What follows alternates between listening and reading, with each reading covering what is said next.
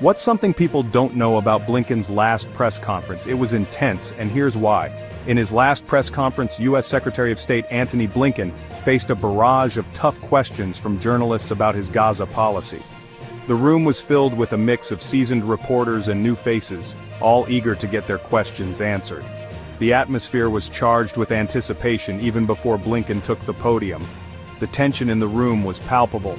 Journalists were not just there to report, they were there to challenge, to probe, and to seek clarity on a highly contentious issue. The Gaza conflict has been a focal point of international debate, and Blinken's stance was under the microscope. Journalists grilled Blinken on the U.S. stance towards the ongoing conflict, demanding clearer answers and accountability. They wanted to know the specifics of the U.S. involvement, the rationale behind certain decisions, and the implications for both the region and international relations.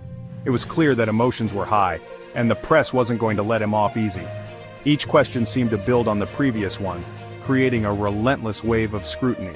Blinken, known for his calm demeanor, appeared more resolute than ever, but the strain was evident. Blinken defended the administration's position, emphasizing the need for a balanced approach and humanitarian aid. He spoke about the complexities of the situation, the need for a ceasefire, and the importance of supporting both Israeli security and Palestinian rights. His responses were measured, but the journalists were relentless. However, many journalists were not satisfied, pressing further on the specifics of U.S. actions and their impact on the ground.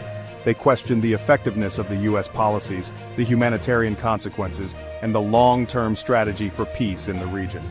The back and forth was intense, with Blinken trying to provide comprehensive answers while maintaining the administration's stance. Hecklers also interrupted the session, voicing their discontent and adding to the already charged atmosphere. Their shouts echoed through the room, momentarily disrupting the flow of the conference. Security quickly moved to address the situation, but the interruption underscored the deep divisions and strong emotions surrounding the Gaza conflict. It was a stark reminder of the complex and highly scrutinized nature of U.S. foreign policy in the Middle East. The region's history, the ongoing conflicts, and the international stakes make it a perpetual point of contention. Blinken's responses were not just for the journalists in the room, but for a global audience watching closely. Blinken's responses highlighted the administration's challenges in navigating this sensitive issue. He spoke about the need for diplomacy, the role of international partners, and the importance of a long-term vision for peace. His words were carefully chosen, reflecting the delicate balance the U.S. seeks to maintain in the region. As he wrapped up the conference, it was clear that the questions and tensions surrounding Gaza would remain unresolved. The journalists continued to discuss among themselves, some satisfied with the answers, others still seeking more. Blinken's departure from the podium marked the end of an era, but the issues at hand were far from over.